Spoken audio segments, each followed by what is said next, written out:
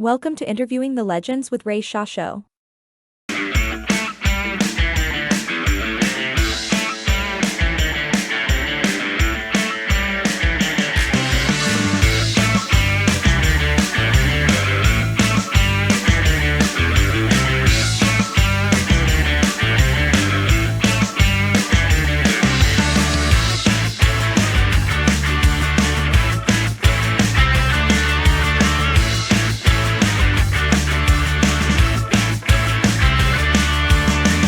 One.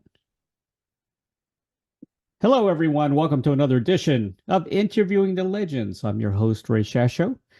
Michael Cartellone was born in Cleveland, Ohio, 1962. He attended the Cleveland Institute of Art at the age of 4, with his focus set on the visual arts. Indeed, Michael intended a career in visual arts for the next 5 years until he began drumming at the age of 9. He completely threw himself into drumming, playing his first professional gig at a bar at the age of 11.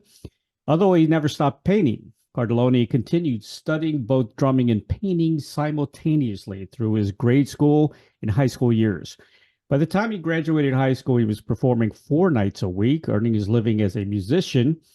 Yet, at the same time, he had begun selling paintings. As he explains it, music and art have always been two halves of a whole. I love that saying. At the age of 22, Cartellone moved to New York City to further his career. He worked in the art department of a large clothing manufacturer in the garment industry by day, played the drums by night. It was during this time that he had his first gallery show at my old stomping grounds in D.C. at King Street Gallery. He moved to New York City. It was a true springboard for his music career. Before long, he found himself in a new band called Damn Yankees, which went on to multi-platinum status. Other recordings and touring credits included John Fogerty, Cher, Peter Frampton, Freddie Mercury. 1998, Cartellone joined the legendary Southern rock band Lynyrd Skynyrd, where he can currently be seen on tour throughout the world. Please welcome the founding member of Damn Yankees and current drummer of Lynyrd Skynyrd since 1999, American drummer and artist, Michael Cartellone, to Interviewing the Legends. Hello, Michael. Hello, Ray. How are you? I'm doing good, man. First of all, I was very impressed by the Four Davids. That is very Yeah. interesting concept you've done. Thank And you. talk I'm about very, the Four very. Davids a little bit. I did watch some of your YouTube. Mhm. Um, you had like a mini documentary about it, which was I very, did. very Did. cool. Yeah. Thank Um, you. I was very impressed. Talk about that. How did that come to being? Well, thank you for bringing the four Davids up. Those are uh, paintings I'm immensely proud of.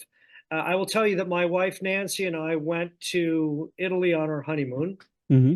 and we went to Florence. And if you go to Florence, you go to see the David because you kind of have to.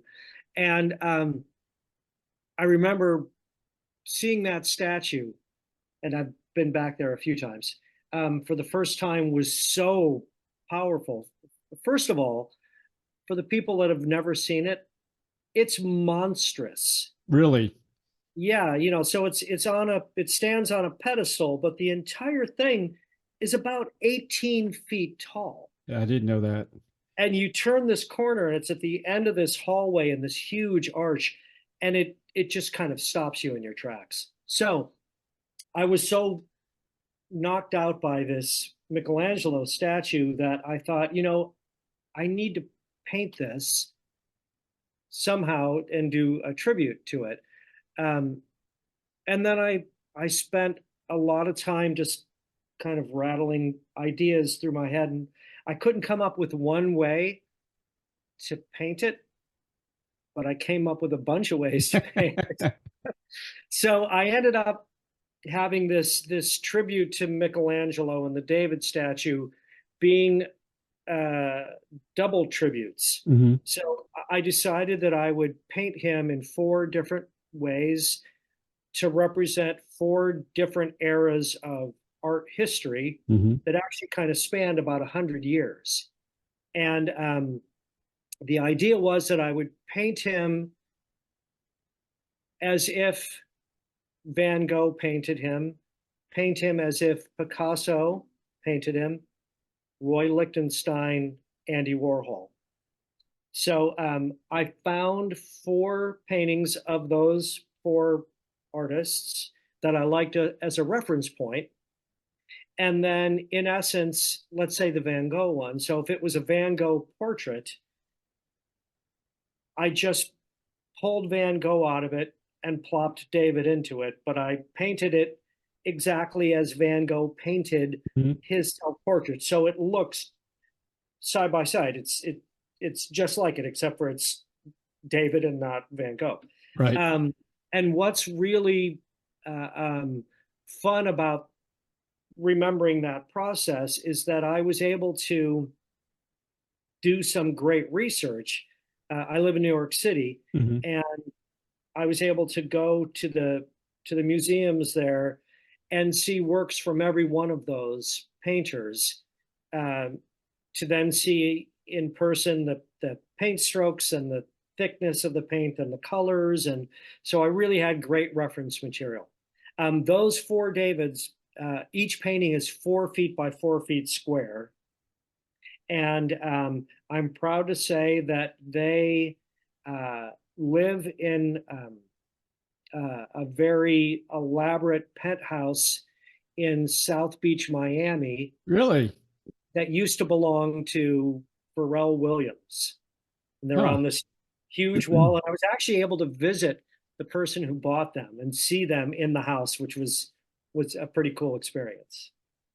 So the 4 Davids, I'm very, very proud of those. And they will be represented in smaller reproductions at the gallery show that I'm going to be doing in Asheville, which we will talk about at some point during this interview. Yeah, Asheville, they call it the Paris of the South, which I did not know. Neither And did you're I going to until be a moment celebrating ago. you're going to be celebrating your Italian heritage I am. with these paintings, which is very cool. Yes, I've got a lot of Italian in me as well. I can So tell by your last name. yeah, Would you like to go into the Asheville show? I could give you a quick heads up, yes. or we can circle back. Oh, for sure. No, let's talk about Asheville for sure. So, Asheville is a really hip town with a great art scene. Hmm. It's called the River Arts District. Right. And I have some family down there. And we were visiting and going around the galleries. And I went into this gallery that just knocked me out, from an artist named Philip D'Angelo. And Phil is one of the most successful artists in that town. He has Hmm. a beautiful gallery. Um, and I just kind of, after visiting, then a few months later, I just called him out of the blue and introduced myself. Right. And we just hit it off. And what we realized is that we both have Sicilian ancestry. And it just seemed to be a really interesting concept to build a joint show off of. So May 25th at the Philip D'Angelo Gallery Hmm. in Asheville in the River Arts District. It's a Saturday, May 25th from noon to 3. We are doing this joint show. We're calling it Bella Italia, Hmm. beautiful Italy. And we have both done a fair amount of Italian themed paintings. We're both doing more. And it's really going to be a cool show because we have this uh, um, background that we can use to kind of tie our work together. In addition to the Italian themed work, there will also be things that he's done and things that I've done um, outside of the Italian and or Sicilian theme to just kind of round out the work. Like, for example, I did a painting just a few months ago that I call 50, and it's a tribute to the original members of Skynyrd, Hmm. guys that are on the Pronounced album, which came out in 1973. So that original painting will be at the show as well. You also have the Venice Canal or Canale Veneziano. Is that how you pronounce it? That Yeah, was cool. Canale di Venezia. Venezia. That's a Yeah. beautiful painting, by the way. Oh, Is that thank you, thank would you. that be represented at the show as well, or That original painting okay? is already in Nashville. Yep. Yeah. Yeah, I love it. I Thank got you. to It's great. say, one of my favorite paintings is, and it's very clever. You have a very clever way of looking at things. Is Ringo looking over the Oh audience? yeah. That Yeah. is so cool. It You is. know, Well, I would like thank to you, have Ray. that painting. Thank you. Well, that will be represented at the art show in May in Asheville. Um, for the people that haven't seen it, um, this is an idea that I had about 15 years ago that I just tucked in the back of my head. And then about a year ago, the Beatles came out with a documentary called Get Back. Right. And it's all of the footage from the Let It Be album from Hmm. 1969. Um, and it kind of renewed uh, the period of 1969 and what the Beatles were doing and kind of going through at the time, and it triggered the memory of, oh, that painting idea. Maybe now's the time to do it. Yep. So, in a nutshell, the painting is on the rooftop in January 1969, which was the Beatles' last live appearance, even though they were 4 stories up on a roof and people couldn't see them Hmm. unless they climbed up on the rooftops across the street. So the painting is called Ringo, and you, the viewer, are Ringo. You Hmm. see what he saw sitting behind the kit, looking at the other three Beatles, and then all of the rooftops and the skyline of London. And I will tell you, Ray, I spent 1 full year working on that painting. Really? Huh. I left nothing to chance. I researched the brick and mortar patterns of the buildings across the street, literally to this degree.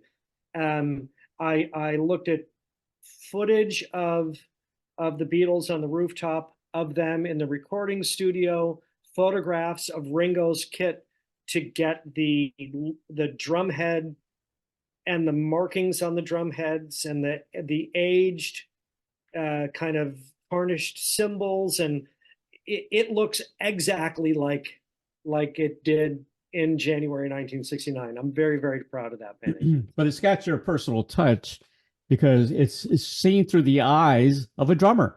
Only a drummer could, have that Well, perspective, truly, and it's a vantage point that I have, you know, um, all the time. I Yep. had it last night, and I'm about to have it another 6 hours. Oh Yeah, man. It's a great page. I got to ask, is the original still for sale or have you sold it? the original is still available. Yes. Really? Could I ask about how much or is the price on the website? Uh, I will tell you that that original painting Right. is with Wentworth Gallery, Okay, I'll look it and up. that's a gallery chain that I've been showing work through for the past, oh my, it's 14 years now. Mm, We'll have a smaller canvas reproduction of the hmm. Ringo painting in Asheville. Okay. But I will tell you that original painting, and this is part of the reason it took me a full year, is 5 feet across and 3 feet tall. It's that big. I didn't know. It's a monster. Yeah, Yeah. yeah. I could definitely fill a wall space with that I would picture. love nothing more for you to do it, and then I'll come over and we'll have a beer. Oh yeah, for Talk about sure. it. I love it. And I Thank you. notice you're also a big Charlie Chaplin fan, which I I love. am a Yeah. lifelong Chaplin admirer. I over the years have become friends with Chaplin's family, Cool. and I've gone to visit their homes, and they've come to concerts, and it's a fun friendship.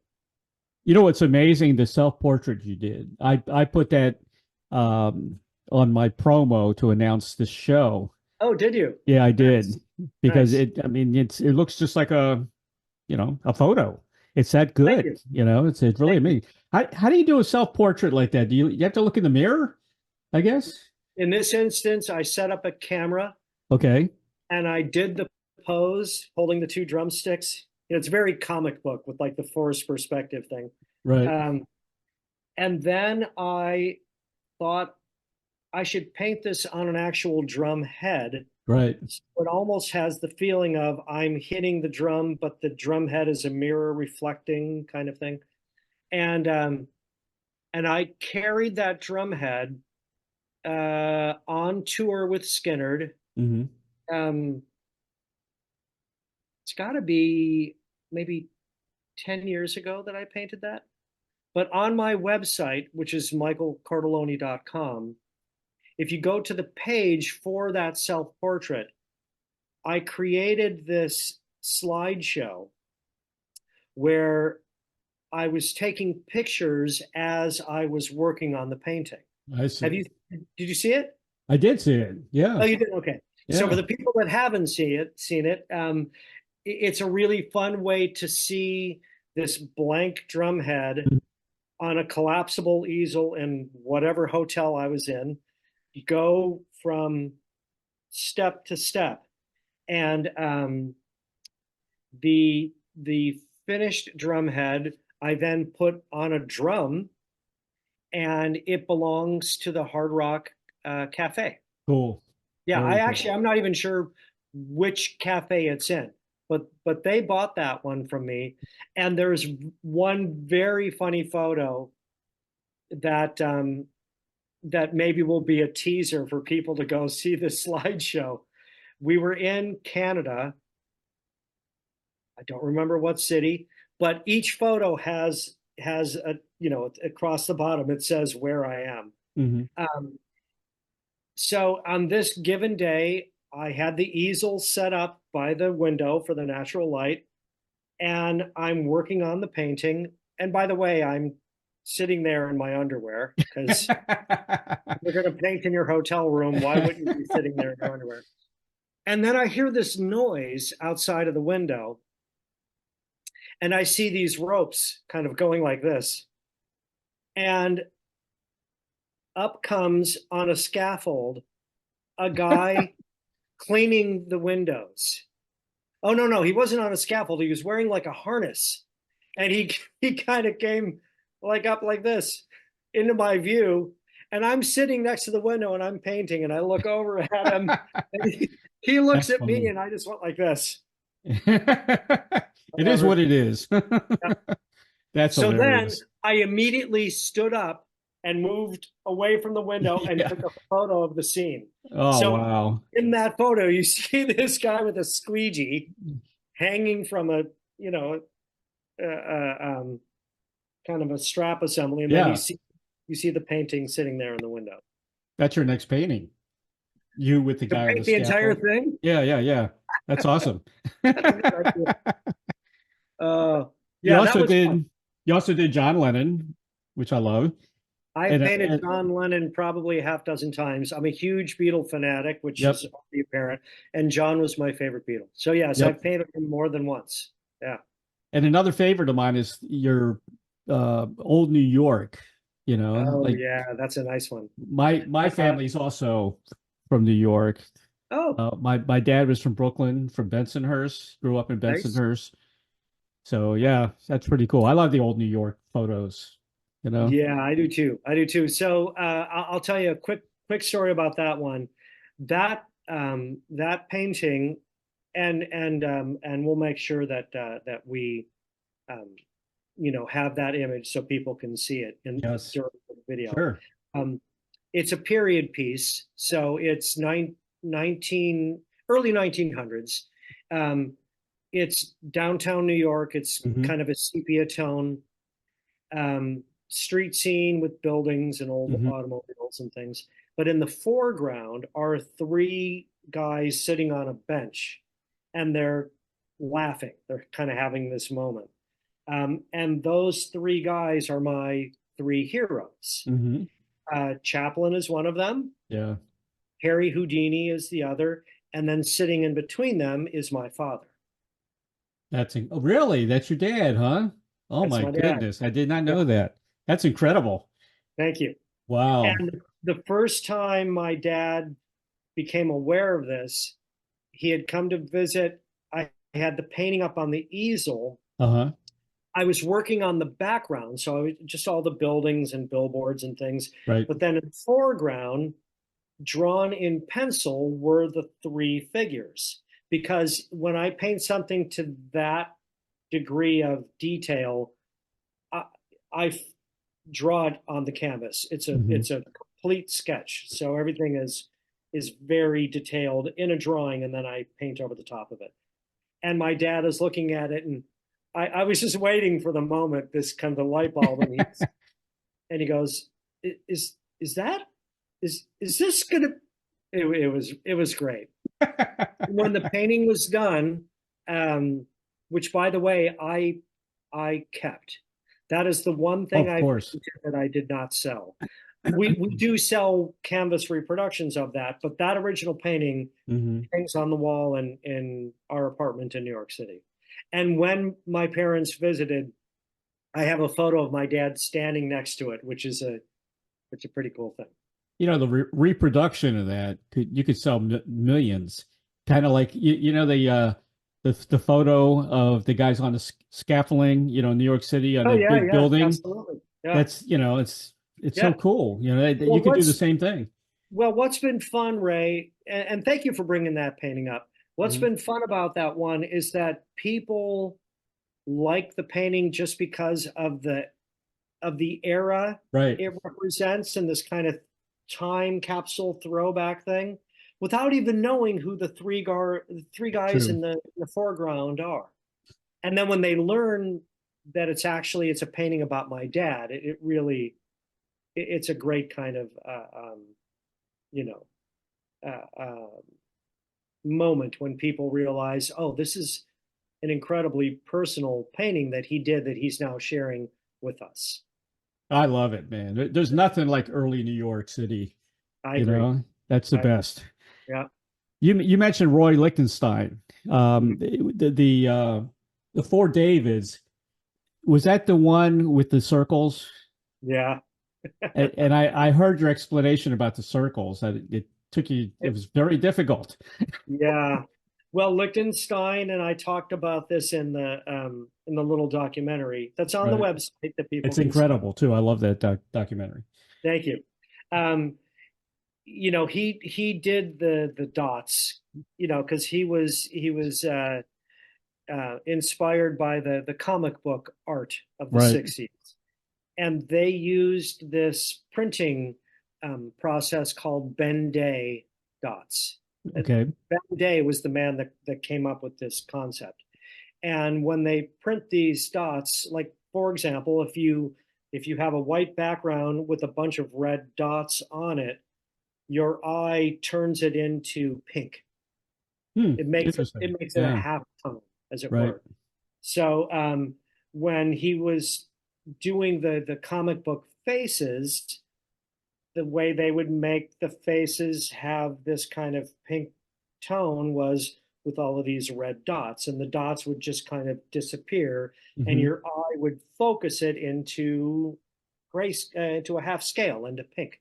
Um, so Lichtenstein did the dots a few different ways. He silk screened them sometimes.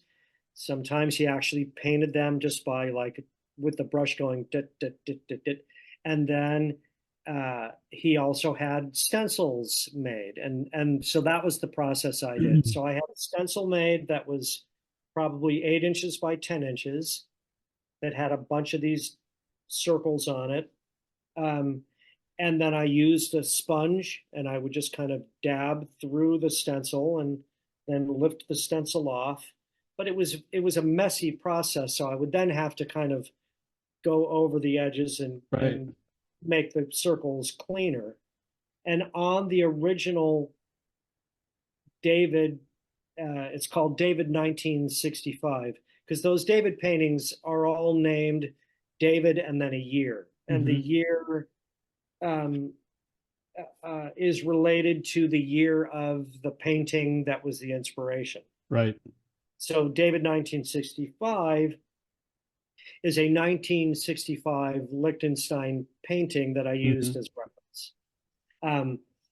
So the David 1965 painting, which is 4 feet by 4 feet, of course, the face is huge on that because it takes up most of the canvas. And there are, I counted them once, but it's definitely over 2,000 little Holy. circles, which then I had to correct each Oh one. my gosh. Yeah, it was a brutal amount of work. Now, But it came how big are the circles? Did you was about 8 inches? There's each circle. How big are they?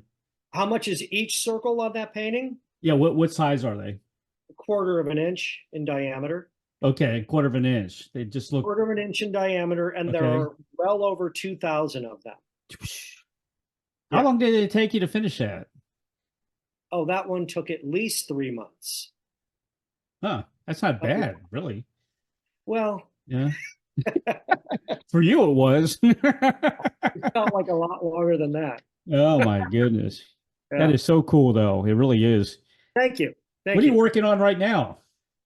Right now, I am working on, and this is a wonderful segue. Thank you, Ray. Phil D'Angelo and I thought, let's come up with one painting that we can have as the kind of the cornerstone Right.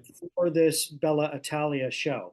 Okay. So we thought it would be cool to have a painting that we both do that is the exact same subject matter, as a way of kind of tying our two worlds together. So I suggested this old Greek amphitheater that is in Sicily in a town called Taormina. Okay. And it's a very popular tourist destination.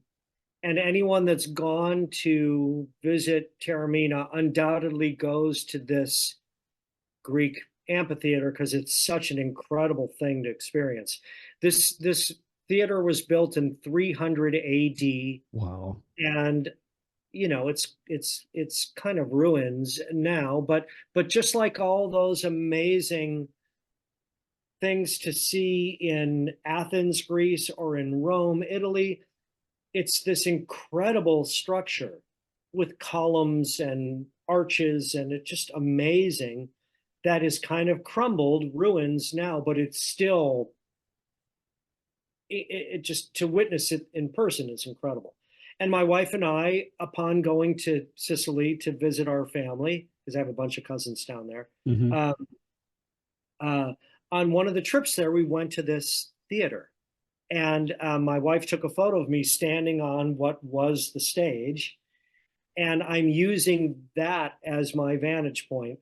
I'm not sure the vantage point that Phil is going to use because we're kind of just for fun. We're not telling each other exactly what we're doing until the show opening. And then we're going to have our two Greek theater paintings side by side.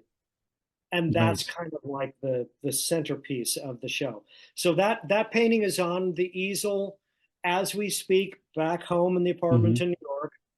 And it's more than half finished at this point. I will be home for 3 days off next week, and I will be sitting at the easel painting. And that's what I've been doing with every little break at home. Awesome. This is a really nice painting. And what's cool about this one is in the distance, if you were at this Greek amphitheater in Taormina, in the distance you see Mount Etna, which is an active volcano, and it's a very recognizable site. Right. If anyone searches Sicily photos, it's gonna come up because it's such a well-known view. the reason I bring this up is my family is from a small town called Bronte that sits in the foothills of Mount Etna. Hmm. And so you'll see that that volcano in the distance of the painting. Fantastic. Yeah, Looking forward to that for sure, man. Oh, I got. I'm assuming art's got to help you in other areas of your life. Is that true? Is that absolutely. You know, it's an incredible balance of, you know, what I'm about to do in 5 hours, which is very public and very loud. Um, and by that I mean, so I'm sitting in a hotel room in Greensboro, North Carolina, where the band plays tonight. It's a Mhm. double bill show with ZZ Top. Yep. Um, and so we're smack dab in the middle of a tour right now, which has been wonderful. The large Um, tour. Yeah. yes. So the painting, to go back to your mentioning of it in the intro, two halves of a whole, the drumming and the painting. Exactly. They balance each other. They are important for me because in my brain, I don't separate them. Hmm. You know, on any given day, you know, today I'm a painter who drums, Right. but when I get home Monday, I'll be a drummer who paints. Right. So they are completely connected, and they've been since I was a little kid. So I can't separate the two, Mm. and they help me, uh, um, you know, not only balance my lifestyle, but they enhance each other, and they kind of feed off of each other. And Yep. I mean, the Ringo painting, for example, you know, I'm just sitting there one night drumming, and I'm looking at my kit, and then I watch a Beatles concert video, and I think, oh, I should be Ringo in a painting and Hmm. paint what he saw. So they're always, you know, uh, um, coexisting. And there have been times where I've been in the middle of a show. I probably shouldn't say this out loud, and I'm thinking about, oh, you know, I need more apples in that tree that I. Oh That's wait, funny. oh, wait, I'm halfway through Freebird. I have to think about this. That's And hilarious. I can see that happening though. I do the same thing. I'm a writer. are And I, you yeah, written books, and I'm working on one right now, as a matter of fact. So, really? What is it? um, the books I've written, the first book is called Check the G's. It's about my life of growing up in the family business in DC. Ah, And the next book is called The Rockstar Chronicles, which features interviews, a lot of interviews I've done. cool, Yeah. And the new one is fiction. And it's kind of a new version of 1984, the George Orwell 1984. cool, And I'm really getting into it. It's nice. just flowing out of me, man. It's a lot of fun. It's You like, grew up in you grew up in DC. I did. Are Yeah. you military or a government family? No, no. Okay. My dad was a self-made man. Hmm. Him and his twin brother had retail electronics stores in DC and in Baltimore since the late 50s. Ah, cool. Yeah. So, I married into a DC military family, so oh, I really? spent a lot of time there. Yeah. With Mhm. Fort Belvoir or where? No, well, Fort Myer, which is right in Fort Arlington. Myers. Yeah.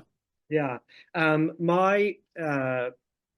My father-in-law, rest in peace, Hmm. um, was a man named General Edward C. Meyer. Oh, wow. He's a general. Yes, he was a Wow. four-star general, and Fantastic. he was chief of staff of the Army under Carter and then Reagan. Wow. So pretty heavyweight dude. Was that was that tough for you when you were dating your wife? I've often wondered if they did a background check on me. They should have. Oh my goodness. Here's this rock and roll guy marrying Yeah. my daughter, you know. Yeah. He was an incredible man. Um, and he and I were buddies, and we hit it off quickly. And what he did with his career is pretty astounding. I'll give you one example. Okay. You've heard the phrase "be all that you can be." Yeah. Did he My coin that? father-in-law came up with that. Really? Oh my goodness. Yeah, That's so cool. yeah. Yeah, this He's book I'm writing, it's got a lot of military in it, a lot of military oh, cool. jargon. Yeah, it's really cool. Nice. Yeah, I've got generals in it. But of course, it's all fiction. So, but my dad Oh, was in the Marine Corps. Um, he was in Saipan, Okinawa, World War II. My brother was in Vietnam. I was the only one who didn't serve, but I wanted to. I wanted to be in the Navy, but two Navy SEALs talked me out of it. really? Yeah. Interesting. They said, "Don't do it, man." Okay. We're fortunate that we've had people in our life that have served and have, Yep. given us the freedom that we have. My Exactly. father also fought in World War II Hmm. and was wounded and got the Purple Heart and Yep. yeah, yeah, They were the best, man. World War yeah. I II agree. vets. I agree. And Yeah. Skynyrd is very, you know, very kind of pro-military. Yeah. We had videos that we used in Simple Man. That was this really cool montage of the Hmm. armed forces, and we do things for Wounded Warrior Yep. organization, and yeah, pretty cool thing. I want to give a plug out to your wife. Okay. Oh, please do. Nancy Meyer. Um, she performed. Now, this is so cool for all my listeners. Okay. You were in Damn Yankees, and she performed with Dick Van Dyke in Damn Yankees. I was wondering if that's where you were going. How ironic was that? Yes. Well, she's definitely the better half of this team. Yeah, my wife. By the way, we're about to celebrate our 19th anniversary, so life is Congratulations. good. Yeah. But when we were first dating, I found out that she had been in the musical Damn Yankees with Dick Hmm. Van Dyke. How cool was that? And Way she's a cool. singer, an And she's, actress. yeah, a great singer, a great actress. Yeah. Um, Does he sing jazz? Is that the genre, or what do you think? no, No? uh, she's more of a contemporary Christian singer, Okay. and she has a TV gig called the Sunday Mass Okay. that has been, I think she's been on it for 16 years now. Wow. And that's a nationwide broadcast. It's Hmm. on different stations in different parts of the country. Very cool. She is a trained soprano, so she has a high voice. Well, Julie Andrews is her favorite singer, Hmm. so that can kind of give you a direction. Um, but the first part of her career, she was doing Broadway musicals, and she was in the Radio City Christmas Spectacular, and she originated the role of Mrs. Claus. Mm. She wore a big suit, Yeah. and uh, but I have to tell you the Damn Yankees thing. So when we're first dating, and I say to her, well, this is really ironic. You were in the musical Damn Yankees, and I was in the band Damn Yankees. And she goes, "You were in the pit orchestra for Damn Yankees?" And I said, "No, no, it was this rock band. Never mind. Never mind, right? That's funny. We came from different backgrounds." That is so funny. Damn Yankees was such a great band. Thank you. But you guys have had a few kind of reunion We've get-togethers. dabbled. Yes. We've Yeah. dabbled. Yeah.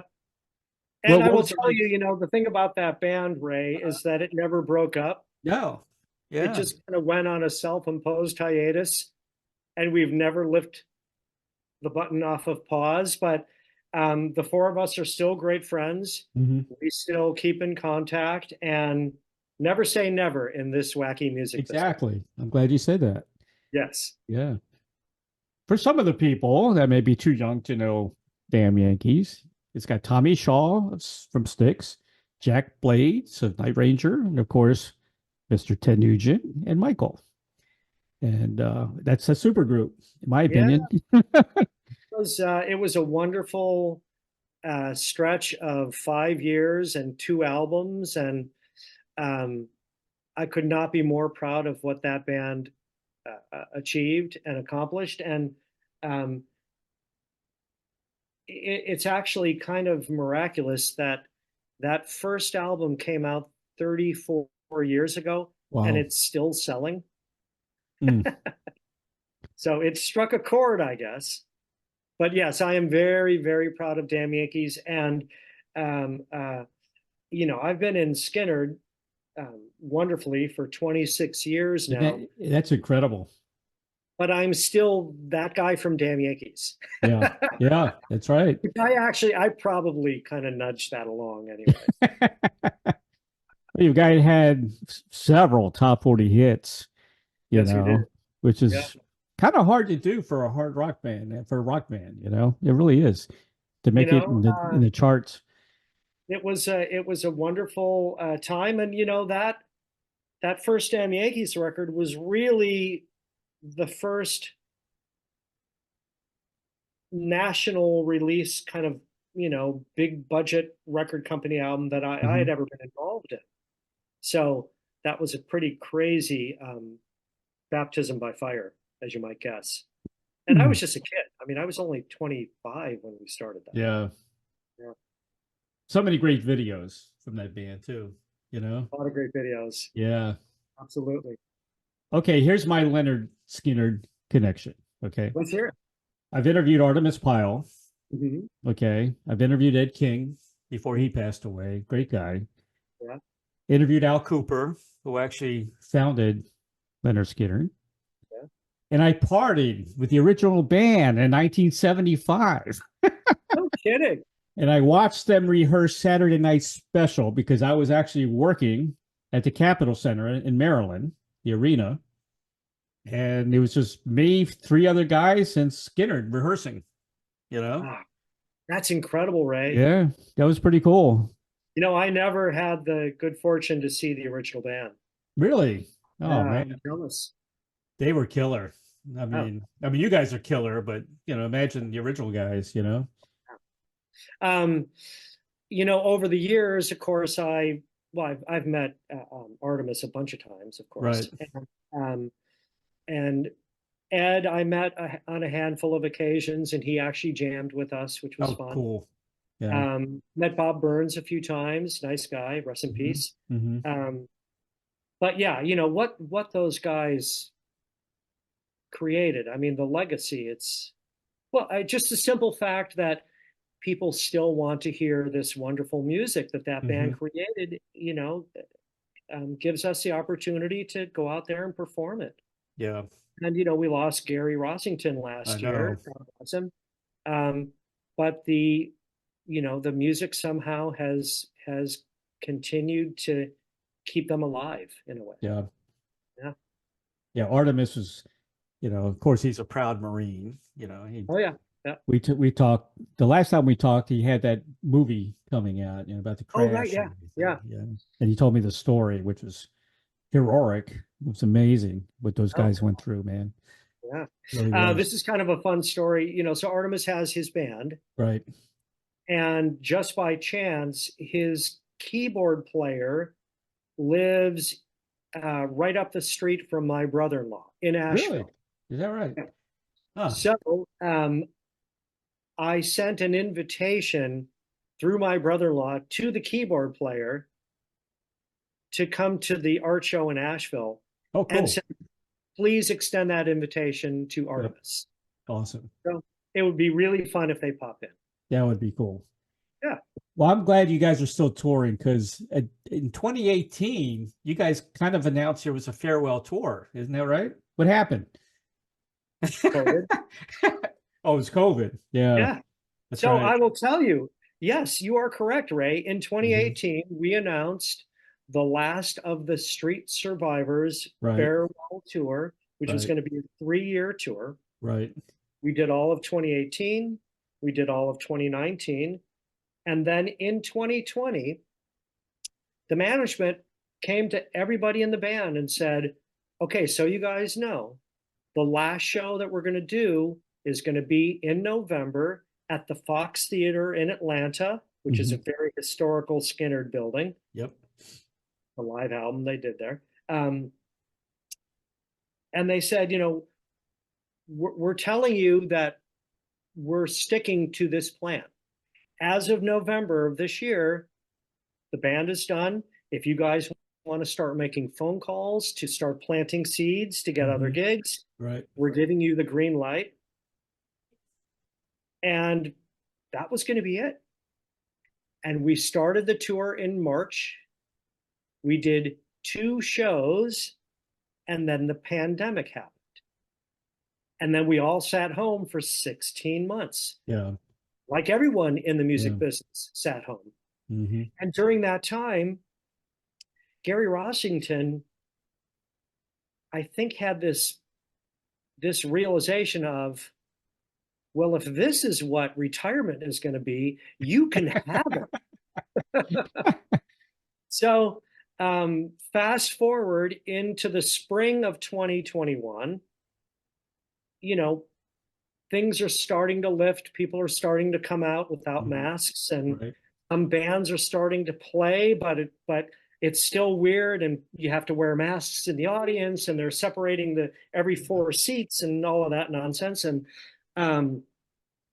so Gary does a press release and says, look, we had the rug pulled out from us for this grandiose farewell tour. So we're not sure what we're going to do now. We want to play because we haven't been able to do so in 16 months. And so we're just going to start kind of gigging a little bit. And if people want to keep coming out, we'll keep doing it. So in 2021, we only did 24 dates, I think. And then in 2022, we did a little more than that. But it wasn't the big kind of blowout touring anymore. Yeah. And then Gary started to fail in health during 2022. But we had already, committed contractually to some shows that we had to do. And Gary gave us his blessing. He said, well, find someone just to fill in for me, and I'll come out there when I can. Right. So we did find a great guitarist, a guy named Damon Johnson.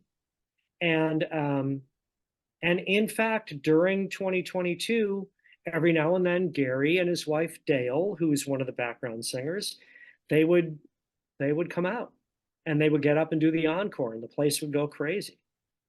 So when Gary passed away in early 2023, the estates, meaning everyone representing the previous members who had passed away, that are still involved in the band's business. Sure. And Dale Rossington, Gary's wife, they said, you know what, we want you guys to continue. You're keeping the legacy going, you're keeping the music alive, you're keeping their history, you're keeping them alive. Right. And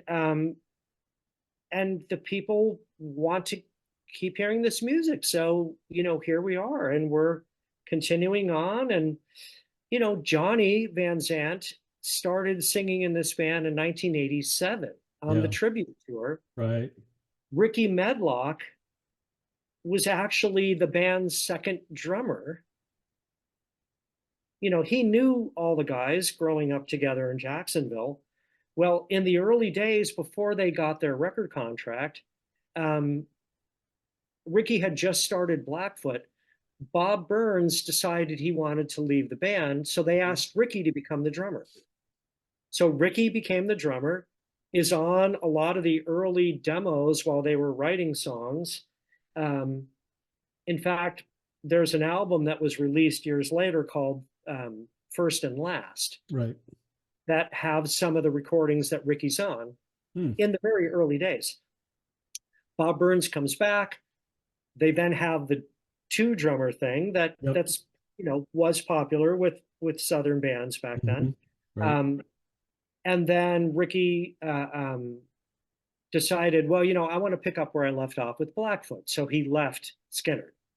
And then they ended up getting their record contract. So Ricky, has a lot of history with the original band. Yeah. So, I feel that there's enough of a through line with the people that are in the band, Sure. the way it's, tacked into the history of the band that enables it to carry on with integrity. Yeah. And Lord knows, we go out there and we play these songs every night proudly. Mhm. And it's wonderful. And the people are enjoying it. And as long as they do, we'll keep doing it. You guys sound incredible. You really Thank do. you. Yeah. Thank you.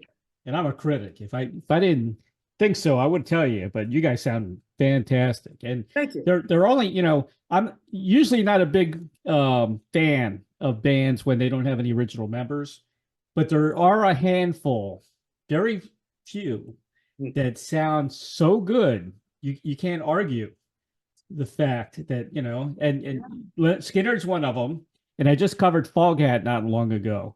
And they're the same way. They sound fantastic, So I mean, when a band's been around 51 years, yeah, the faces are going to change over sure. time. I think that I've actually been in this band for more than half of its existence. Exactly. It's That's true. astounding. That is true. Yeah. Yeah. So, life is good. We get to go out there and play this incredible music and see a lot of people with smiles on their faces. Yeah. And I will tell you, for the people that were lucky enough to be in Lexington, Kentucky last night, they saw Billy Gibbons walk on stage and play Call Me the Breeze with us. Really? Very cool. That was really cool. Wow. And I have a feeling that's going to happen more and more as this year unfolds, because we're doing about 50 cities total with ZZ Top. That's incredible.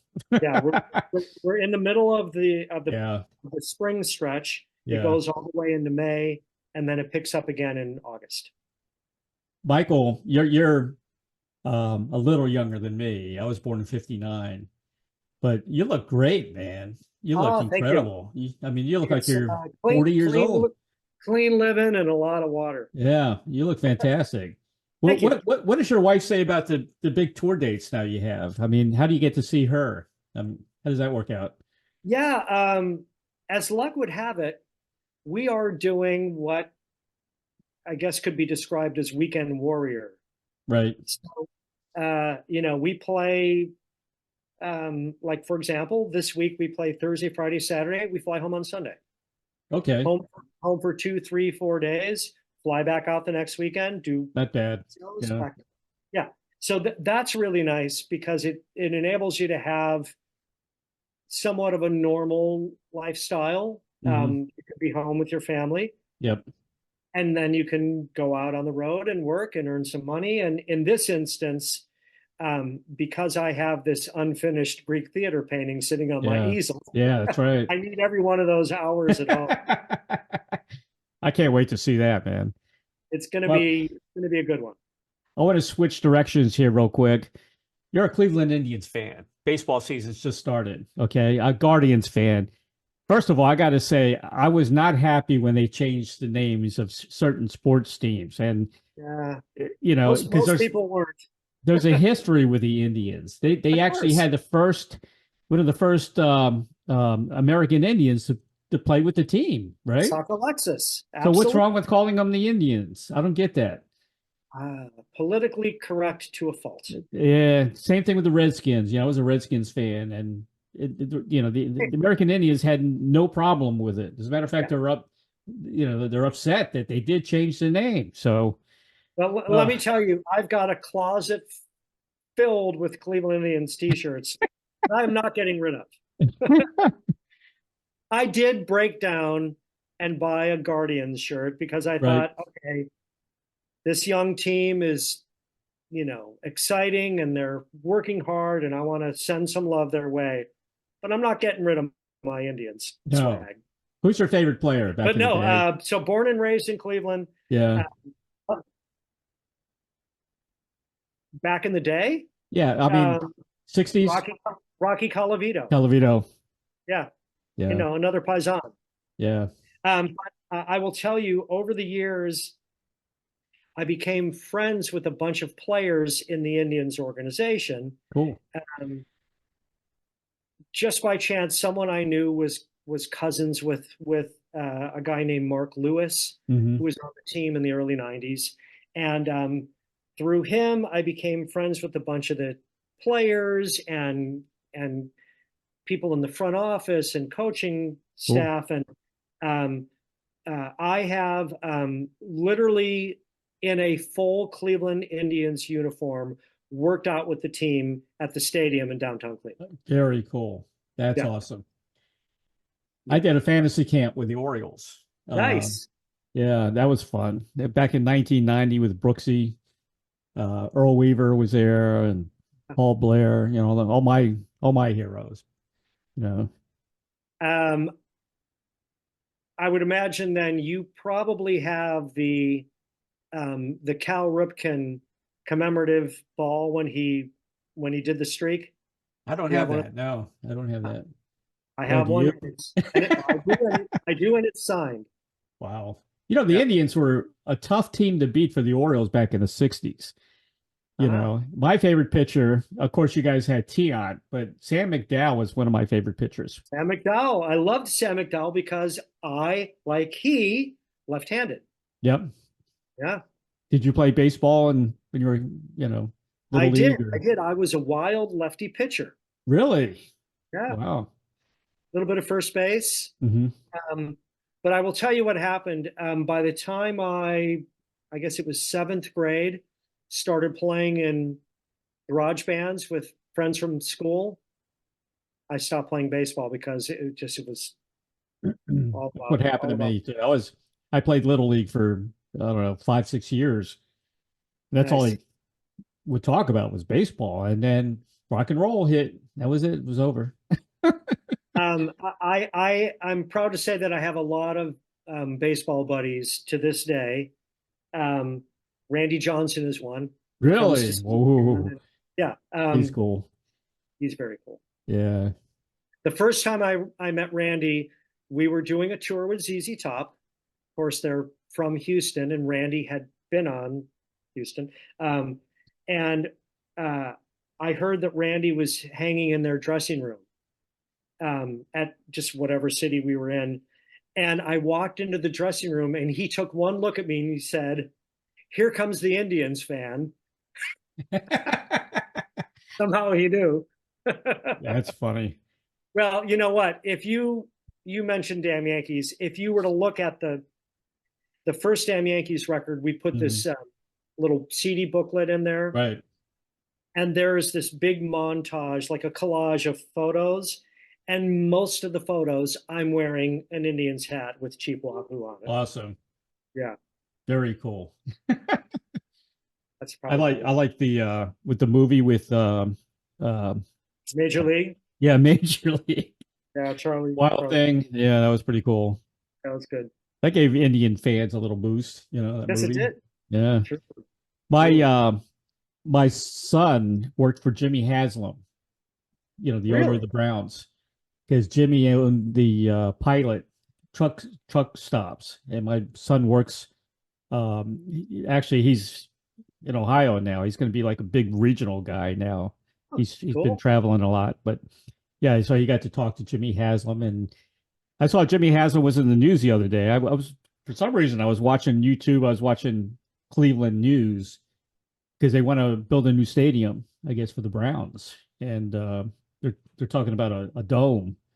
They've got a new stadium. Well, new, not that new, but it's still kind of new. Really, they're talking about a wow.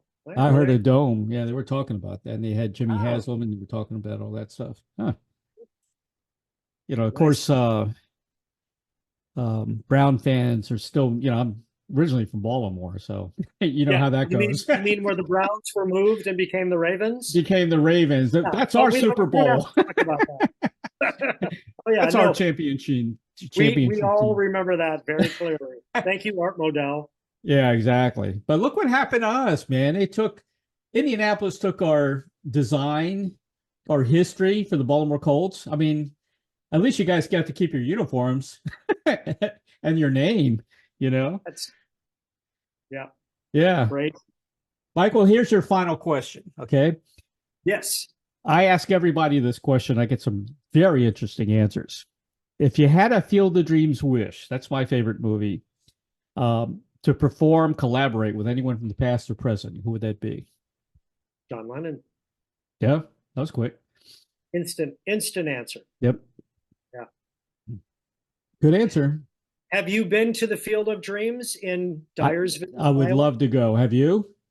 Oh yeah. Really? Did you go in We were on a the damn cornfield? Yep. We were on a damn Yankees tour. Right. We were in Cedar Rapids, which was an hour away. We had a day off. We all loaded into the tour bus. We drove to the Field of Dreams. At that time, it was not built up at all. Now Right. they've actually kind of made it a thing.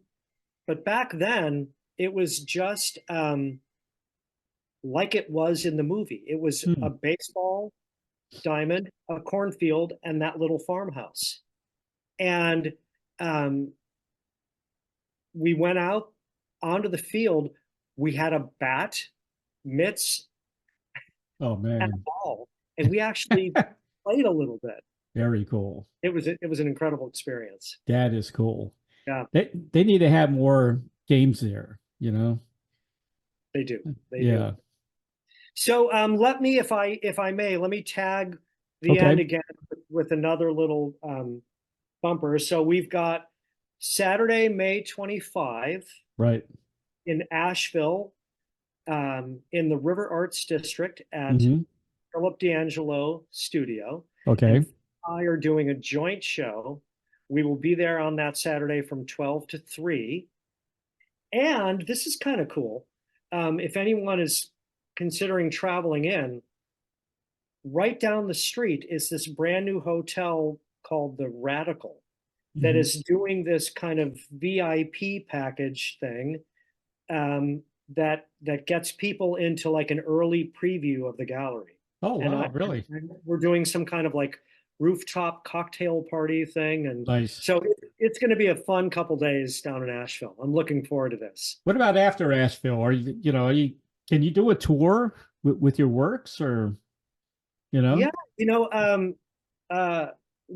we mentioned Wentworth Gallery earlier. Yeah. So Wentworth have it's about a dozen galleries across the country, Okay. and I've already done one show this year down in Miami. I've got Mhm. another one coming up in Atlantic City, and then in the Tysons area, not far from Alexandria. Yeah. Tyson's Corner. The band is going to be playing in Manassas, Good. and there's a Wentworth Gallery in Tysons. I think we're going to do a show there in September. So, each year there's always kind of art events being sprinkled in between the band's, touring schedule. Awesome. It's easier said than done. I will Yeah, tell you. exactly.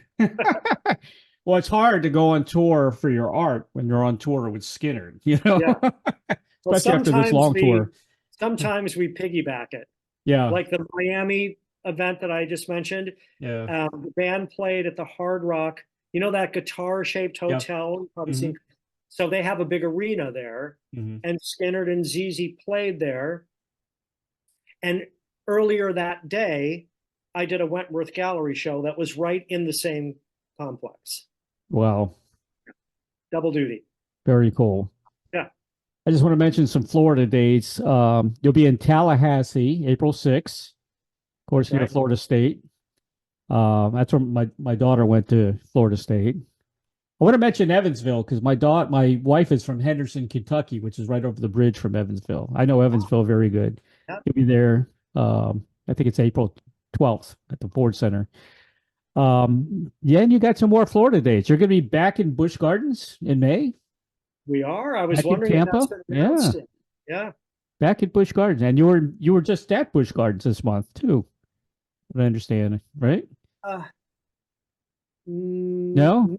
no, we haven't done that in a few years. Oh, okay. All right. Yeah. Yeah, that's going to be cool. You got so many dates, man. I'm looking at all your dates. It's going to be a Reddick, good year. Florida. Yeah. Yeah. I think that one's on my birthday, actually. Is it? The beginning of June. Yeah. Yeah, that's right. Yep. And you're playing with ZZ Top. How cool was that? It's pretty great. I've known those guys since the Damn Yankee days. They Really? used to come out and see Damn Yankees all the time. Yeah. Yeah. Yeah. Good I guys. want to say thank you to Michelle of Mad Ink PR. She's wonderful. She's Yeah. got me a lot of interviews. She's cool. He's very Wentworth Gallery is www.wentworthgallery.com. You can also go to Lynyrd Skynyrd's official site, www.lynyrdskinner.com. Skynyrd's on Facebook, Twitter, YouTube, Instagram, and a big shout out, www.nancymeyer.net. Oh, wow. Check out it. Love that. Michael's wife, the talented Nancy Meyer. And for the people that want to see those slideshows, michaelcartellone.com is the art website. By the way, my email, it's simple. It's interviewingthelegends@gmail.com. So if you want to send me some of the pictures of your art so I can post them. Great. Okay. Awesome. Michael, thank you, man, for being on the show today. I really appreciate it. Good luck on the tour. Thank you, Ray. This was a fun one. Yeah. Right. I'm sure we'll cross paths soon. Oh, I'm sure. Maybe when you're close by, maybe Busch Gardens, I'll come see you, I'll be there. Yeah, that'd be great. Good luck with the art. It's wonderful. Buddy. And I'll start saving my money for one of your paintings.